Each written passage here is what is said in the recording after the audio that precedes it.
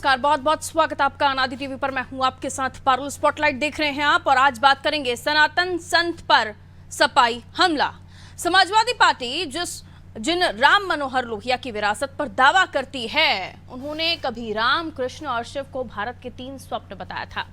आज समाजवादी पार्टी के ही स्वामी प्रसाद मौर्य लोहिया के विचारधारा के विपरीत बयानबाजी कर रहे हैं। विधानसभा चुनाव में पाला बदलने के बाद भी हार चुके स्वामी प्रसाद मौर्य ने साधु संतों को आतंकवादी बताया है। उन्होंने ये भी कहा है कि राम राज्य में शंभू का वध होता है, एकलव्य का अंगूठा काटा जाता है। मौर्य का ये भी कहना है कि राम राज्य आरक्षण विरोधी है और हिंदू राष्ट्र की मांग करने वाले राष्ट्र के दुश्मन और संविधान विरोधी हैं। मौर्य के बयानों पर साधुओं ने कड़ी प्रतिक्रिया दी है। महंत राजू दास ने कहा, भारत हिंदू राष्ट्र था, हिंदू राष्ट्र है, हिंदू राष्ट्र रहेगा। उन्होंने स्वामी से पूछा कि हमेशा सनातन पर ही निशाना क्यों साधते हो। और अब मौर्य ने जो विवादित बयान दिया है, उसको लेकर प्रतिक्रियाएं भी सामने आने लगी हैं। सवाल ये कि आखिर स्वामी प्रसाद मौर्य लगातार ऐसे बयान क्यों दे रहे हैं? क्या समाजवादी पार्टी हिंदूवादी वोटों से दूरी बनाकर जातिवादी राजनीति करना चाहती है? ये जानने की कोशिश करेंगे, लेकिन पहले सुनते हैं इस पर प्रतिक्रियाएं। जितने साधु संत के भेष में सारे आतंकवादी बोलने लगे। कोई कहा स्वामी प्रसाद मौर्य का हम सिर काट देंगे। किसी ने कहा तलवार लहराते हुए कि मैं ये 5 लाख की तलवार खरीद के लाया हूं, जिससे कि मैं स्वामी प्रसाद मौर्य की हत्या इस तलवार से कर दूं। किसी ने कहा कि जो स्वामी प्रसाद मौर्य की हत्या करेगा उसको 51 करोड़ देंगे। किसी ने कहा 51 लाख देंगे, किसी ने कहा 21 लाख देंगे। किसी ने मेरे जीप काटने का फरमान सुनाया कि स्वामी प्रसाद मौर्य का जो जीप काटेगा उसको 21 लाख देंगे। किसी ने कहा 11 लाख देंगे। किसी ने स्वामी प्रसाद मौर्य का नाक और काट काटने की बात की, तो किसी ने स्वामी प्रसाद मौर्य के हाथ काटने की कीमत लगाई। ये साधु है, ये संत हैं, गिरवा वस्त्र पहनने वाले, ये सारे के सारे जो आतंकवादी चेहरे थे, एक एक करके उनकी जुबान खुलने लगी। हमारा क्या बिगड़ा, लेकिन तुम्हारी हैसियत आगे आ गई। तुम साधु वेश में आतंकवादी हो, ये चेहरा पूरी दुनिया ने देखा कि किस प्रकार से इन्होंने हरकत तुमने किया। तो वो तो स्वामी प्रसाद मौर्य खुद को अपने को नेवला उसने एक बार बताया था। तो ये सब जानवरों के बारे में क्या बात किया जाए। और जानवर आज की राजनीति में टिप्पणी करने लगे हैं बागेश्वर धाम के ऊपर। हमको नहीं लगता है कि ये स्वामी प्रसाद मौर्य जैसे ये कीट फतिंगे हैं ये राजनीति के, कभी इधर कूदते हैं कभी उधर कूदते हैं, और जब भारतीय जनता पार्टी की ज्वाला जलती है ना तो उसी में जल के भस्म हो जाते हैं। स्वामी प्रसाद मौर्य जी का बयान अत्यंत निंदनीय है। जिस प्रकार से उन्होंने कहा कि भगवा में आतंकी है। एक तो महात्मा बुद्ध की प्रतिमा की स्थापना के अवसर पर इस प्रकार से बोल रहे हैं। जिस महात्मा बुद्ध ने अवैरी बनों का सिद्धांत दिया, यानी किसी को बैरी मत बनाओ और हमेशा वाणी से मीठी भाषा बोलो, मनसा वाचा कर्मणा, उस महात्मा बुद्ध के कथित रूप से मानने वाले स्वामी प्रसाद मौर्य जी इस प्रकार से बार बार सनातन धर्मी संतों पे और हिंदुओं के खिलाफ आपत्तिजनक टिप्पणी कर रहे हैं। यह अत्यंत निंदनीय है, हम इनकी घोर निंदा करते हैं।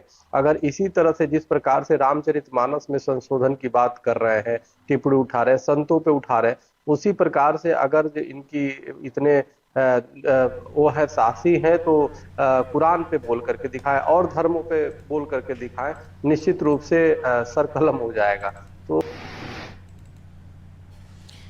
तो बयानों को लेकर स्वामी प्रसाद मौर्य का नाम साथ में ही जुड़ता है, क्योंकि बार बार इस तरह के विवादित बयान, और वो ज्यादा बयान विवादित तब से देने लगे हैं जब से उन्होंने सपा ज्वाइन की है। ऐसा जो विश्लेषण करते हैं उनका कहना है।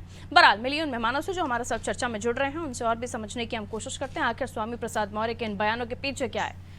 विनय मिश्रा है, कांग्रेस हमारे साथ जुड़े हुए हैं, प्रवक्ता आप कांग्रेस के। विनय मिश्रा, स्वागत करती हूँ आपका।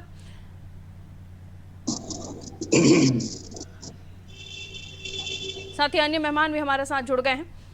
डॉक्टर कौशल कांत मिश्रा प्रवक्ता हैं भारतीय जनता पार्टी से हमारे साथ जुड़े हुए हैं। स्वागत करती हूं आपका sir. S K Dubey, doctor S K Dubey हमारे साथ जुड़े हुए सपा से। सर आपका भी स्वागत करती हूं। सैयद रजा रिजवी साहब वरिष्ठ पत्रकार हैं हमारे साथ जुड़े हुए। रजा साहब आपका भी बहुत बहुत स्वागत।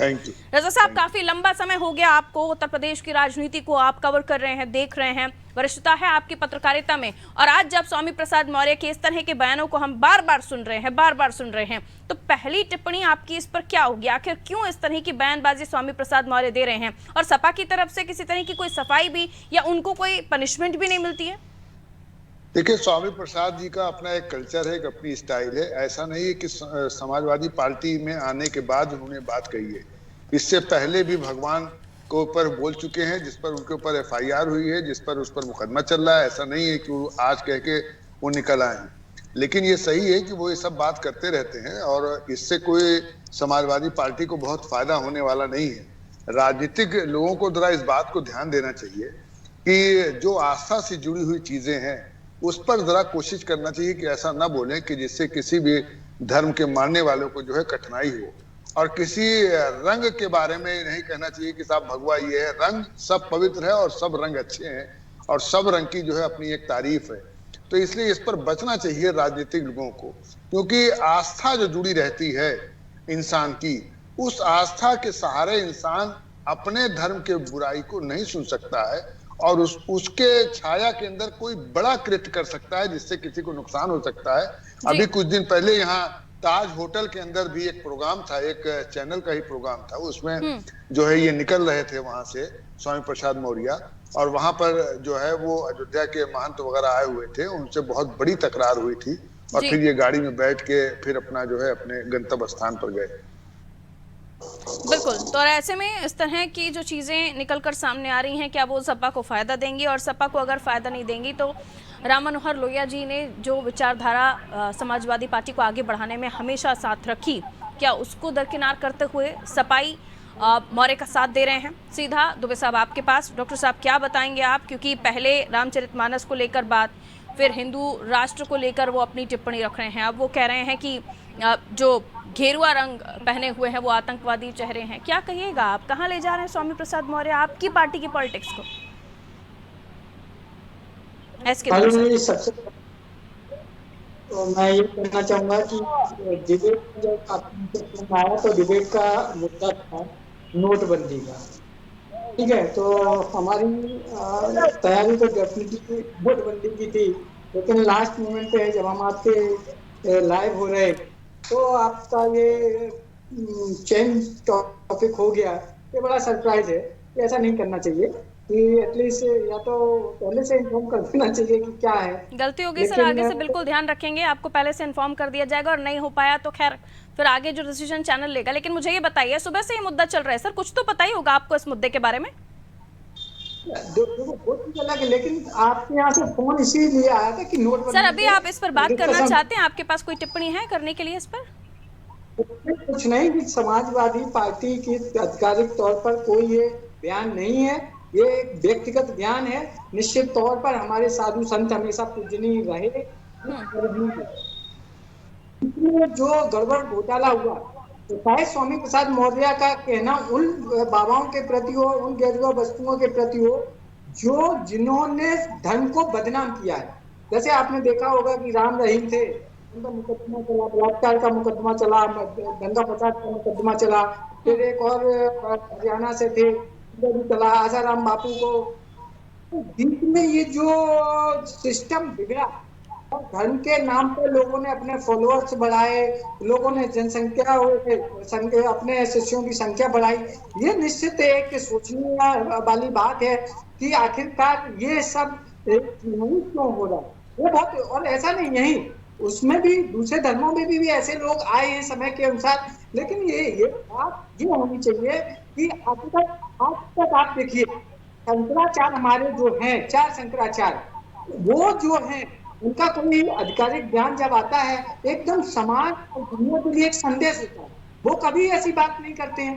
लेकिन शायद स्वामी प्रसाद मौर्य का जो समाजवादी पार्टी के राष्ट्रीय सचिव भी हैं, उनका शायद अगर उन्हें किसी नाम से आपत्ति थी तो नाम लेकर उन्हें कह देना चाहिए था कि उन्होंने भगवा रंग को, गेरुआ रंग को, जिसे देश का हर संत अपने तन से लगाता है, उसे अपना प्रतीक मानता है, उसे उस रंग को आप कहकर आतंकवाद से जोड़ रहे हैं, ये कहाँ तक सही है? ये वही कि उनका कहने का क्या उद्देश्य है वो तो वो ही जान सकते हैं, वो उनके सवाल बात कर सकती है। लेकिन जहां तक समाजवादी पार्टी का बात है तो हम निश्चित तौर पर प्रवक्ता के तौर पर हम ये कह सकते हैं कि समाजवादी पार्टी ने हमेशा साधु संतों का सम्मान किया और करता रहेगा। हमारा जो उनका सिस्टम है उसको हम मानते हैं, इसमें कोई दो राय नहीं है। और ये उनका व्यक्तिगत बयान है, हर बार व्यक्तिगत बयान कहकर आप नहीं बच सकते ना सर। आपकी पार्टी ने उनको महासचिव का पद दिया हुआ है और वो आपकी पार्टी का प्रतिनिधित्व भी करते हैं, कई जगहों पर आपकी पार्टी की तरफ से बयान रखते हैं, और जब वो कोई गलत बयान देते तो आप लोग कन्नी काट लेते हैं। तो ये कहाँ तक सही है कि जब आपको ज़रूरत लगे तो आप मौर्य करें और उसके बाद जब आपको लगे कि उनने गलत बयान दे दिया, पार्टी को बचना चाहिए, तो आप क्या देते हैं? व्यक्तिगत बयान है। खैर, लौट रही हूँ आपके पास। बाकी मेहमान भी हमारे साथ जुड़े हैं, कौशलकांत मिश्रा भी हमारे साथ जुड़े हुए और साथ ही विनय मिश्रा भी जुड़े हैं। कौशलकांत मिश्रा जी, क्या कहेंगे? इनका कहना है बयान जो है वो व्यक्तिगत है, लेकिन ऐसे कितने बयान उन्होंने दिए हैं। ऐसे अभी तो उन्होंने संतों को लेकर कहा, जिसको इनका कहना है कि संतों को लेकर तो समाजवादी पार्टी बड़ा आदर करती है, बड़ा सम्मान करती है, लेकिन उससे पहले रामचरितमानस को लेकर भी उन्होंने कहा था, तब भी समाजवादी ने कन्नी काटी थी और ये कहा था कि उनका व्यक्तिगत बयान है। देखिए, यही मौर्य जी थे जब भारतीय जनता पार्टी में थे, तो उन्होंने कोई भी बयान किसी राम, भगवान या राष्ट्र के खिलाफ नहीं दिया था। उसके पहले दिए होंगे और जब से छोड़ के गए हैं तब से देना शुरू किया। तो इससे पता चलता है कि समाजवादी पार्टी की जो विचारधारा है, उस विचारधारा में अगर कोई भी जाता है तो उसी की बात करता है। मेरे मित्र कह रहे हैं कि ये उनका इंडिविजुअल बयान, तो क्या अखिलेश यादव ने ट्वीट करके उसको खंडित किया? नहीं। क्या उनके ऊपर कोई कार्रवाई हुई? नहीं। रामचरितमानस दूसरी वो छपवा रहे थे, वो छपी या नहीं छपी ये समाजवादी पार्टी के प्रवक्ता बता के जाए। और नहीं छप रही है तो क्या अखिलेश यादव ने उसको ट्वीट करके या प्रेस कॉन्फ्रेंस करके बताया? नहीं बताया। कुछ नहीं है। ये केवल जाति और जमात की पार्टी है, जो जाति और जमात के नाम पे राजनीति करते हुए आई थी। हम आप पूरा प्रदेश और पूरा देश जानता है कि ये MY की पॉलिटिक्स करते हैं, जिसमें माइनॉरिटीज को जोड़ो और हिंदुओं को जातियों में तोड़ो। और ये अपने आप को लोहिया जी का पार्टी मानते हैं। लोहिया जी का बयान मैं पढ़ के बताता हूं। लोहिया जी कहते हैं, राम, कृष्ण और शिव भारत में संपूर्ण 3 महान स्वप्न है। राम की पूर्णता, मर्यादित व्यक्तित्व है, कृष्ण की संपूर्णता या उन्मुक्त व्यक्तित्व में, शिव की असीम व्यक्तित्व में लेकर के हर एक पूर्ण है। ये मेरा नहीं, ये लोहिया जी का बयान है। पर वो लोहिया जी के जमाने गए।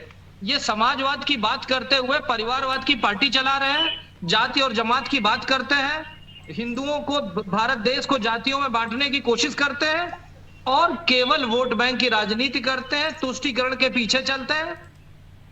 मैं अपने दोस्त से कहना चाहूंगा, समाजवादी पार्टी के अध्यक्ष जो हैं अखिलेश जी, उनको इसके ऊपर प्रेस में बयान देना चाहिए या मौर्य जी को निष्कासित करना चाहिए। तब तो पता चलेगा कि हाँ, वो इससे एग्री नहीं करते। नहीं तो इससे यही पता चलता है कि ये अखिलेश यादव के संरक्षण में जाति और जमात की पार्टी कर रहे हैं, जो राम विरोध का काम करती थी, जो तुष्टीकरण का काम करती थी, 84 कोसी परिक्रमा बंद कराती थी, कांवड़ यात्रा बंद कराती थी, लखनऊ के थानों में होने वाली शिवरात्रि को बैन कराती थी। ठीक है, लेकिन यही स्वामी प्रसाद मौर्य आपकी पार्टी में मिनिस्टर भी रह चुके हैं सर। आपकी पार्टी में मिनिस्टर भी रह चुके हैं स्वामी प्रसाद मौर्य, और इससे पहले बीएसपी में भी थे। उस समय का एक भी वक्तव्य जो राम के खिलाफ हो, देश के खिलाफ हो और किसी वर्ग के खिलाफ हो, बताया जाए। इसी से तो पता चलता है पार्टी की विचारधारा बहुत जरूरी है। इनकी पार्टी में विचारधारा जो है उसमें जाकर के वैसा बोल रहे हैं। हमारी पार्टी में थे तो कुछ नहीं बोला था। तो इससे पता चलता समाजवादी पार्टी तुष्टीकरण की, छद्म की राजनीति कर रही है, जाति और जमात की राजनीति कर रही है, जो प्रदेश की जनता पूरी तरह से देख रही है। 2 बार उसने आईना दिखा दिया, ठीक है सर। अभी निकाय चुनाव में आईना दिखा दिया, आगे भी आईना दिखाएगी। समाजवादी पार्टी अब समाजवादी पार्टी होने वाली है। ठीक है विनय मिश्रा, आप क्या कहेंगे, क्योंकि बयानों का दौर लगातार चलता आ रहा है और मौर्य इस दौर में कहीं थमते हुए नहीं दिख रहे हैं। वो बयान देते हैं हिंदू राष्ट्र की मांग करने वाले लोग राष्ट्र के दुश्मन हैं, संविधान विरोधी हैं, इधर वो कहते हैं कि गेरुआ रंग पहने हुए आतंकवादी हैं। क्या कहेंगे आप इस बयान को लेकर? देखिए, उत्तर प्रदेश में ये तीनों ही पार्टियां, चाहे भारतीय जनता पार्टी हो, चाहे बसपा हो, चाहे सपा हो, इन तीनों ही पार्टियों ने धर्म और जाति को अलग अलग बांट के लोगों को सिर्फ यहाँ बांटने में यकीन रखा, कभी धर्म के नाम पर, कभी जातियों के नाम पर। और यही वजह है कि तीनों ही पार्टियां, कभी इनके नेता उस पार्टी में चले जाते हैं, साफ हो जाते हैं, वो उनकी पार्टी में मंत्री बन जाते हैं, कभी वो उस पार्टी को छोड़ते हैं, दूसरी पार्टी में पहुंचते हैं तो वो विलेन बन जाते हैं। ये तीनों ही पार्टियां ऐसी रही हैं जिन्होंने उत्तर प्रदेश की जनता को केवल गुमराह करने का काम किया, केवल धर्म में बांटने का, जातियों में बांटने का काम किया। और अब जब धर्म और जाति से मन उब गया है तो अब ये भगवान पर भी उतर आए हैं, भगवा पर भी उतर आए, साधु संतों पर भी उतर आए। आप इसके पहले देखिए, कोई नई बात नहीं है उत्तर प्रदेश में। आप देखिए, उत्तर प्रदेश के माननीय मुख्यमंत्री जी भी बजरंगबली की याद तक बता चुके हैं। इसके अलावा हरदोई से इनके सांसद हैं नरेश अग्रवाल, जो जिनके वक्तव्य में भगवान और दारू के बारे में अब अशोभनीय बातें कही गई। ठीक उसी तरह स्वामी प्रसाद मौर्य, जो कि पहले इन्हीं की पार्टी में थे, भारतीय जनता पार्टी में थे, और क्योंकि उनकी पार्टी में थे, भारतीय जनता पार्टी की वॉशिंग मशीन तो निकले थे, बिल्कुल क्लीन थे, और जैसे ही उनकी मशीन से बाहर निकल कर आए, उन पर गंदगी फिर से शुरू हो गई। अब वो सपा पार्टी में जाते हैं और वो वहां पर इस तरह की बात कर रहे हैं। तो मतलब ये केवल जनता को गुमराह करने वाली बातें हैं। कभी भगवा के नाम पर कुछ बोला जाता है, कभी साधु संतों के नाम पर बोला जाता है, लेकिन ये नेता, ये पार्टियां ये नहीं सोचते कि उत्तर प्रदेश की जनता ने इनको केवल इसलिए नहीं चुना था, ना इनको इसलिए मौका दिया है कि ये उत्तर प्रदेश की जनता को गुमराह करें। यहाँ विकास की बातें नहीं होती, रोजगार की बातें नहीं होती, महंगाई की बातें नहीं होती। जब भी बात होगी, कभी धर्म के नाम पर, कभी साधु संतों के नाम पर, कभी भगवा के नाम पर, और कह दे रहता है ये उनके पर्सनल, उनके निजी विचार हैं, और ये कहकर पल्ला झाड़ लिया रहता है। कोई दूध का धुला नहीं है, चाहे वो भारतीय जनता पार्टी के नेता हो, चाहे वो बसपा के नेता हो, और चाहे वो समाजवादी पार्टी के नेता हो। तो इन नेताओं ने उत्तर प्रदेश की जनता को केवल मूर्ख बनाने का काम किया, और जनता ये समझ रही है। धीरे धीरे जनता ने इस बात को बिल्कुल विनय मिश्रा, भगवा आतंकवाद का शब्द आपकी पार्टी से गड़ा हुआ है। मध्य प्रदेश आइए, बहुत सारी चीजें मिलेंगी आपको। मध्य प्रदेश के पूर्व मुख्यमंत्री दिग्विजय सिंह, भगवा आतंकवाद का शब्द उन्हीं से गड़ा हुआ है। तो रिसर्च कीजिए तो तीसरी पार्टी के बाद चौथी पार्टी आपकी निकलेगी, लौट रही। नहीं, अगर निकलेगी तो भगवा आतंकवाद में आपको पता होना चाहिए सर, बहुत पुरानी बात है, बहुत पुरानी बात है। थोड़ा वही कह रही हूँ, रिसर्च किया कीजिए। आपकी पार्टी भी उसी में से एक है जो भगवा आतंकवाद का शब्द गढ़ने वाली आप ही की पार्टी है सर।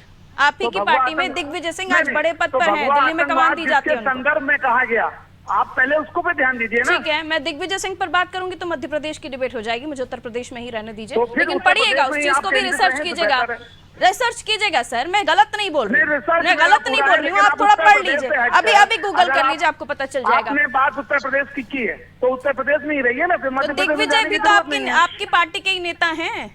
अरे हमारी पार्टी आपकी दिल्ली में जिम्मेदारी दी जाती है उनको, बड़ी बड़ी कमेटियों की, वहाँ कहाँ भूल जाते हैं आप? मतलब आपकी पार्टी उत्तर प्रदेश में ही सीमित है क्या? बीजेपी, अगर देश की बीजेपी में देश में कहीं पर भी कोई नेता बोलेगा तो उस पर बयानबाजी होगी ना। अगर बात राष्ट्रीय बयानबाजी की हो तो मैं राष्ट्र की बात तो वही कह रही हूँ, बहुत सारी चीजें हैं। तो हिंदू भगवा घेरुआ इन सबको लेकर सभी एक ही जैसे दिखते हैं। अपने आप को इतना क्लीन चिट अपने आप से मत दीजिए। इसमें कोई coming back to you sir, बाकी मेहमान भी है मेरे। सैयद रजा साहब जी, ये बहुत अच्छी बात कही विनय मिश्रा जी ने कि एक तरफ सपा ये कहती है कि रोजगार पर बात नहीं होती, मुद्दों से भटक जाते हैं। नोटबंदी की भी बात को लेकर सपाइयों ने ऐसे मुद्दों से भटकाने वाला डिसीजन दोबारा बताया, लेकिन जब खुद ही वो ऐसे मसलों पर अपनी टिप्पणियां देते हैं तब मुद्दों से नहीं भटकते हैं और उस पर कोई क्लैरिफिकेशन भी नहीं आता है। यानी तमाम दल यही चाहते हैं कि यही मसले रहे उत्तर प्रदेश में, राजनीति के कोई विकास या नौकरी या रोजगार की बात नहीं करना चाहता। देखिए बिल्कुल सही आप बात कह रही हैं, और कहना चाहिए राजनीतिक पार्टियां ही बनती इसलिए खाली हैं कि भाई आप रोजगार देंगे, आप जो है महंगाई को रोकेंगे, आम जनता की समस्याओं का निराकरण करेंगे, और आम जनता भी यही समझ के वोट कास्ट करती है। आपने बिल्कुल सही कहा, अजमेर में जो ब्लास्ट हुआ था, उस ब्लास्ट के बाद जो है वहाँ मध्य प्रदेश के जो है वो पूर्व मुख्यमंत्री ने बात कही थी, भगवा दिग्विजय सिंह आतंकवाद साहब। वहीं से शुरुआत, दिग्विजय सिंह, वहीं से भगवा आतंकवाद की शुरुआत हुई थी। ने भगवा आतंकवाद का शब्द उन्हीं के मुंह से पहली बार सुना गया था इस देश के अंदर, नहीं तो पहले ये शब्द नहीं था। और मैं ये नहीं समझ पाता हूँ कि लोग कलर से कैसे सब डिफरेंस करते हैं। कलर तो सब खुदा का दिया हुआ है। अब हरा है तो मुसलमान का होगा, भगवा है तो हिंदू का होगा, और नारियल है तो वो जो है हमारा हिंदू भाई का होगा, छुआरा है तो मुसलमान का होगा। यानी फल कलर सब बांटे हुए हैं भाई, ऊपर वाला कहीं बांटवा नहीं है। ऊपर वाले ने सबको दिया है, नारियल भी खाओ भाई, छुआरा भी खाओ, सब। ये धर्म में बांटना ठीक नहीं है। और धर्म आधारित जो राजनीति ये नहीं होनी चाहिए। धर्म तो सबके दिलों में बसा हुआ है और सबकी लेकिन अपनी अपने अपनी अपने पूजा हिसाब पद्धत से है। राजनीति के टॉपिक और जातियों के टॉपिक सेट किए जाते हैं कि जहां प्रायोरिटी दिखी वहां मसला बदल देते हैं, और यही पार्टियां दूसरे स्टेट में जाती है तो इनके टॉपिक कुछ और होते हैं। मैं लौट रही हूँ रजा साहब, आपके पास समय कम है, बाकी मेहमानों से भी हम चर्चा कर लेते हैं। दुबे साहब क्या कहेंगे, मसलों से जब भटकने की बात करते हैं तो मुद्दे तो आप ही लोग गढ़ते हैं।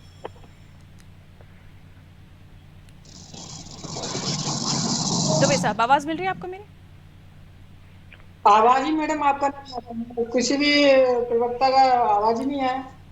मैं जो सवाल पूछ रही हूँ मुझे ये बताइए कि जो स्वामी प्रसाद मौर्य ने कहा है, आप कह रहे हैं आपकी पार्टी से इतर है, लेकिन आप चर्चाएं इन बातों पर इसलिए होने लगती हैं क्योंकि ये बयान भी छोटा नहीं है जहां आप गेरुए रंग को आतंकवाद से जोड़ रहे हैं, और इन बयानों पर चर्चा भी इसलिए है क्योंकि एक धर्म की आस्था से जुड़े हुए लोगों की बात होती है, धर्म से जो आस्था से जुड़े हुए उनकी लोगों की बात होती है। और ऐसे में फिर आप कहते हैं कि बीजेपी रोजगार की बात नहीं करती। तमाम मुद्दों से भटकाने का काम आपके नेता ही तो करते हैं।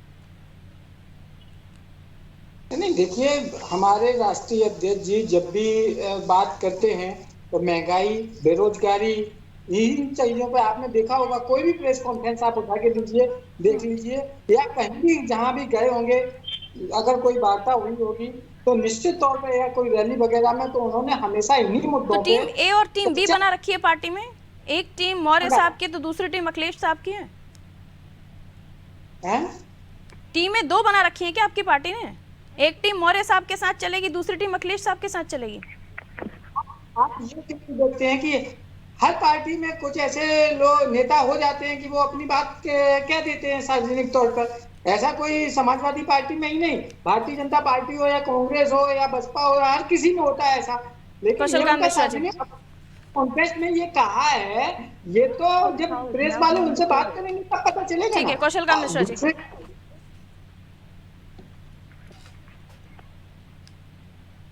कौशल कांत मिश्रा जी, आवाज मिल रही है आपको मेरी?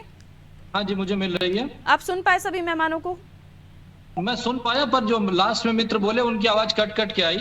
उनका यही कहना है कि जस करनी वो बात करते हैं, रोजगार को लेकर बात होती है, तमाम चीजों को का पछताता। यही हाल है। ये रामचरितमानस की चौपाई है जो समाजवादी पार्टी पे पूरी तरह से सही उतरती है। क्योंकि ये समाजवादी पार्टी के जो महासचिव हैं वो है भस्मासुर। अब समाजवादी पार्टी के ऊपर हाथ रख रहे हैं और उसका स्वाहा हो रहा है, इसीलिए वो समाजवादी पार्टी समाप्तवादी पार्टी होने वाली है। और समाजवादी पार्टी के प्रवक्ता जो बोल रहे थे, इतना मैं सुन पाया कि अखिलेश जी हमेशा बेरोजगारी और रोजगार की बात करते हैं। मैं उनके ट्विटर को ही देख रहा था, अखिलेश जी के पिछले एक हफ्ते में एक भी बेरोजगारी और महंगाई पे कोई ट्वीट नहीं है। अतीक अहमद पे भले ट्वीट मिल जाएगा और चीजों पे मिल जाएगा। एसके दुबे कहना चाहेंगे कुछ इस पर? महंगाई के बाद टीवी पे आकर खाली जब दूसरे इशू होते तब बोलते हैं। कभी इनके अखिलेश जी या हमारे साथी प्रवक्ता। ठीक है सर, समय मुझे इजाजत नहीं देता, महंगाई को पता नहीं, हमें डिबेट को यहीं पे क्लोज करना होगा। बहुत बहुत शुक्रिया आप सभी का हमारे साथ चर्चा में जुड़ने के लिए। उत्तर प्रदेश की हम बात कर रहे थे जहां एक बार फिर स्वामी प्रसाद मौर्य के बयान को लेकर चर्चाओं का दौर शुरू हो गया। वो इसलिए क्योंकि इस बार उन्होंने घेरुआ को आतंकवाद से जोड़ दिया है, यानी सैफरन कलर, जिसको लेकर लगातार अब चर्चाएं हो रही हैं, आरोप प्रत्यारोपों का दौर है। वहीं ये पूछा जा रहा है कि समाजवादी पार्टी इन मुद्दों को लेकर आखिर क्लैरिफिकेशन क्यों नहीं देती, क्यों आखिर अखिलेश यादव इस मामले को लेकर अपनी राय नहीं देते कि वो स्वामी प्रसाद मौर्य के बयान के साथ हैं या नहीं, और अगर नहीं है तो वो पार्टी में महासचिव के पद पर हैं, क्या उन्हें किसी तरह से ये समझाया नहीं जा सकता पार्टी की तरफ से कि वैसे बयान ना दे? इन बयानों के पीछे आखिर किस तरह की राजनीति सपा कर रही है, ये अब भी सवाल बरकरार है। दीजिए इजाजत, रखिए अपना ख्याल, नमस्कार।